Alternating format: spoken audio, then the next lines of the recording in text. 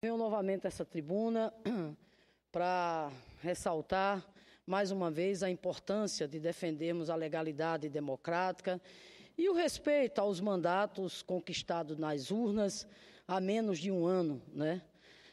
Nosso país é regido pelos princípios e valores do Estado Democrático de Direito, conforme apregoado pela nossa Constituição, e isso não é algo, né, que possa ser ignorado ao bel prazer daqueles que se acham detentores de legitimidade, mas que, infelizmente, acabam se desvirtuando, né, e flertando com o golpismo. Digo isso, senhor presidente, porque uma das estratégias que vinham sendo tramadas, né, nesses últimos dias, estratégia essa tramada, inclusive, nos calabouços da política, em reuniões secretas entre o presidente da Câmara, Eduardo Cunha, e nomes da oposição, caiu por terra na manhã de hoje.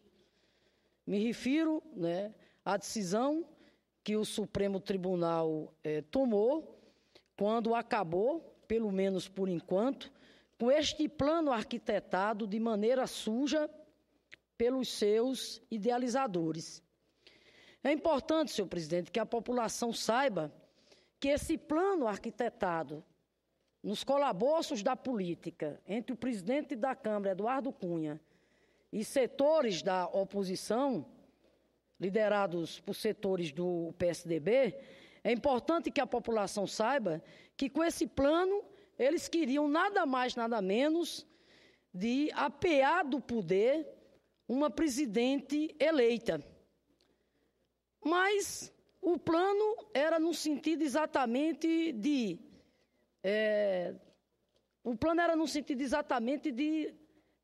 adotar a seguinte estratégia.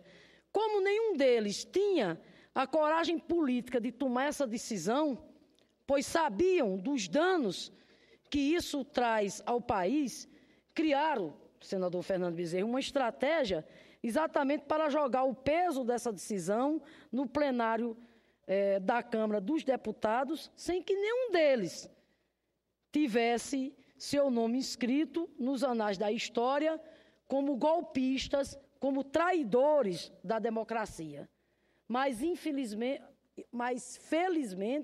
felizmente, graças a Deus, o plano não prosperou. O plano não prosperou, ou seja, felizmente, em nome da democracia, eles não conseguiram. Por quê?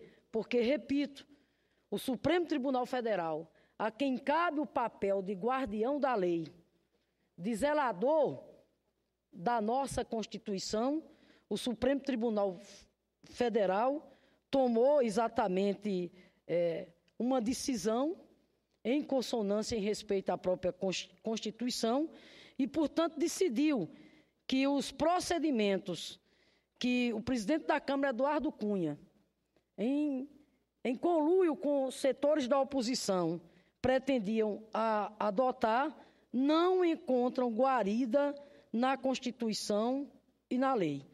Portanto, senhor presidente, eu quero aqui ressaltar que é necessário que a população tome conhecimento deste acordão que o presidente da Câmara tentava levar adiante e de outros que estão sendo tramados pela oposição.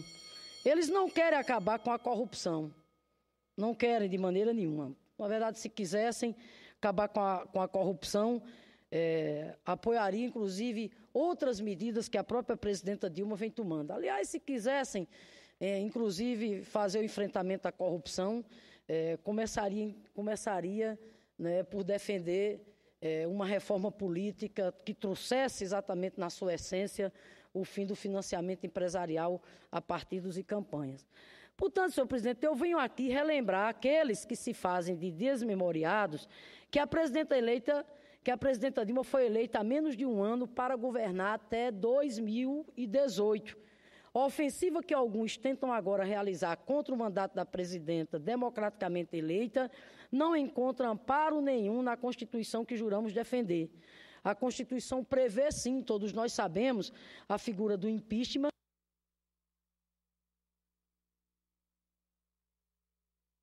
conquistado legitimamente nas urnas, é necessário que ela tenha cometido crime de responsabilidade. E não há uma vírgula sequer que implique a presidenta da República em qualquer ato que desabone a função que ocupa. O impeachment, senhoras e senhores, não pode servir de capricho para derrotados, não pode servir de capricho para inconformados, para inconsoláveis, que após quase um ano de derrota que sofreram nas urnas, tentam ignorar a soberania popular manifestada nas eleições. O candidato derrotado nas eleições de 2014 precisa compreender que foi a população que o escolheu para ser oposição. Foi o resultado das urnas que definiu que ao senador Aécio Neves e às forças políticas de oposição derrotadas no último pleito devem, repito, exatamente exercer o seu papel de oposição. Oposição, inclusive, que nós esperamos com responsabilidade, com seriedade. Oposição, acima de tudo, com compromisso com o país. E não o papel, inclusive, que fazem hoje, infelizmente, né, de promover o caos. Papel que fazem hoje, inclusive, né, de apostar no quanto pior, melhor. Portanto, senhor presidente, é preciso, né, saber respeitar o voto se queremos realmente afirmar com convicção que defendemos a democracia. Gostaria ainda aqui rapidamente, senhor presidente, de falar sobre a atuação do Tribunal de Contas da União. Esse órgão de assessoramento legislativo com qualidade técnica, com uma equipe extremamente qualificada, mas que neste particular tem se deixado contaminar pelo viés político.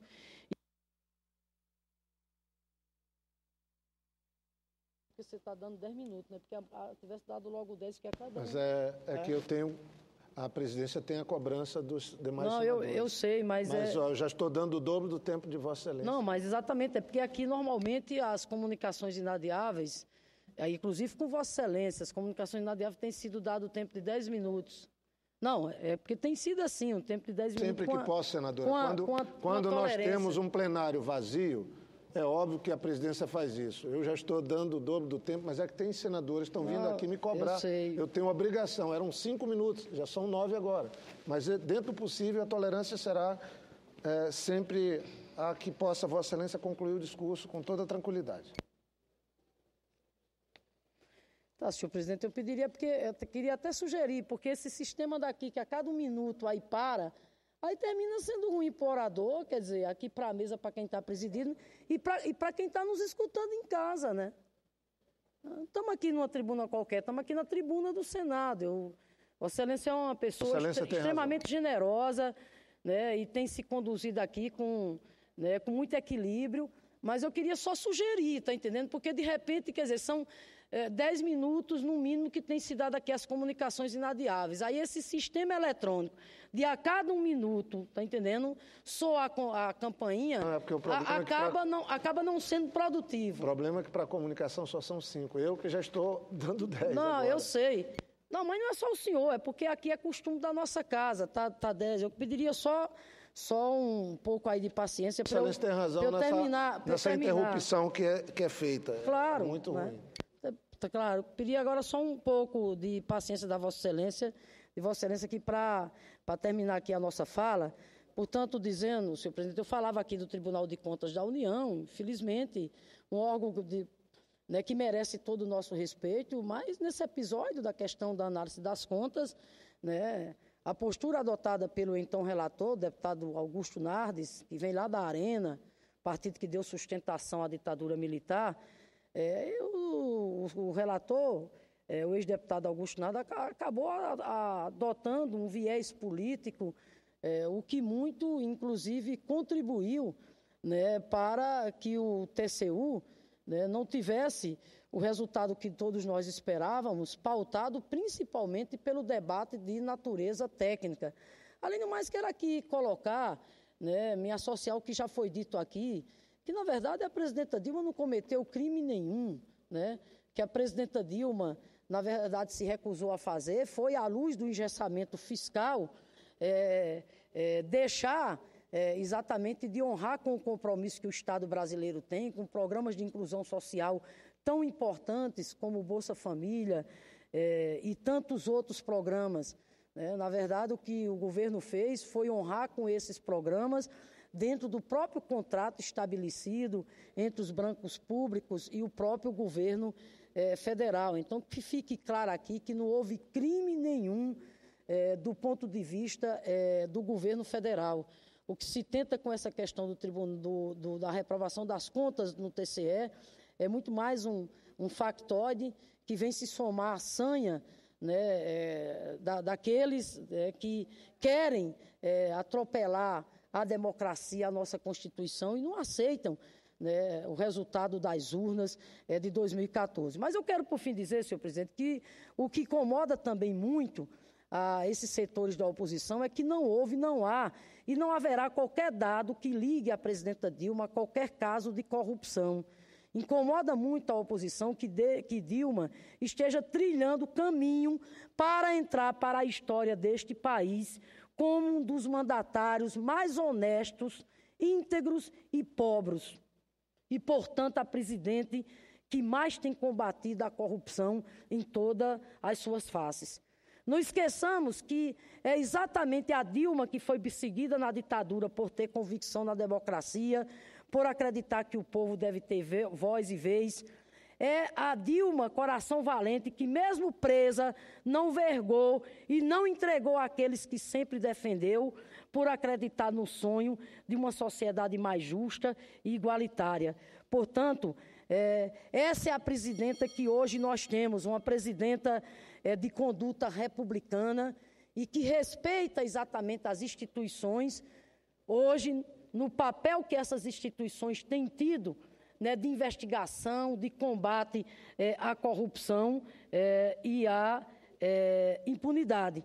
E digo mais, senador Jorge Viana, digo mais aqui, reforçando a conduta íntegra, a trajetória da presidenta Dilma, pautada pela honestidade, pela decência, pelo espírito público que ela tem, acrescento mais. Alguém aqui já ouviu falar de que tem contas na Suíça que pagaram despesas da filha da presidenta Dilma nos Estados Unidos? Alguém tem alguma informação que indique que a mãe da presidenta Dilma foi beneficiada por recursos desviados da Petrobras?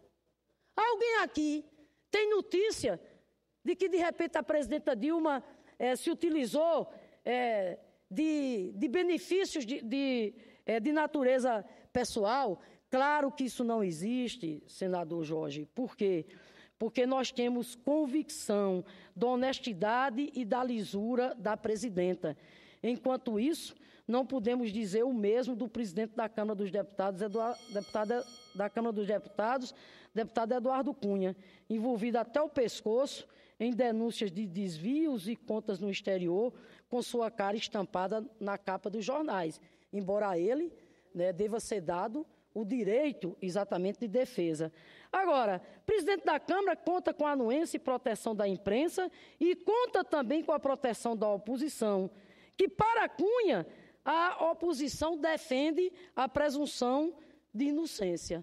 Sem coerência alguma, já para a presidenta Dilma, que sabemos da sua honestidade e que não tem absolutamente nada, né, que implique, do ponto de vista de crime que a presidenta tenha cometido, a oposição prefere inventar o Instituto da Presunção da Culpa.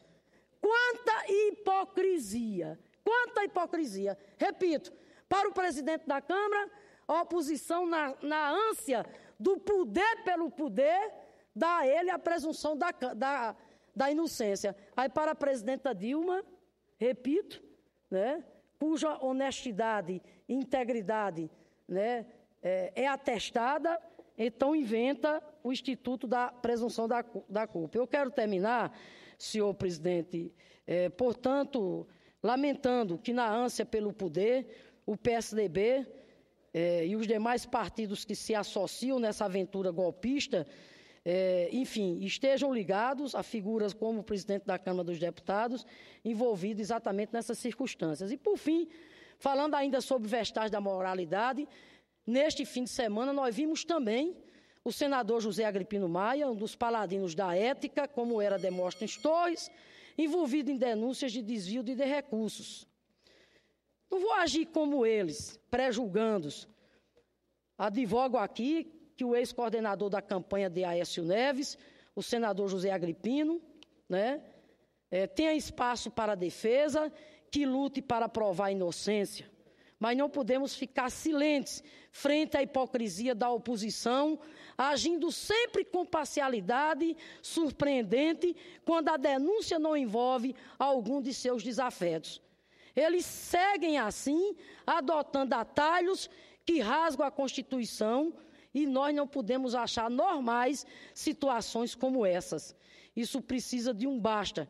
Nós estamos atentos. Nossos mandatos serão bastiões da democracia e não deixaremos que apeie do poder uma presidenta democraticamente eleita. Como já disse, se acham que assistiremos acovardados às tentativas de golpe que tentam executar, desistam. Desistam, pois nós somos filhos da luta pela democracia e, como democratas que somos, defenderemos exatamente a democracia que nos colocou nesse parlamento.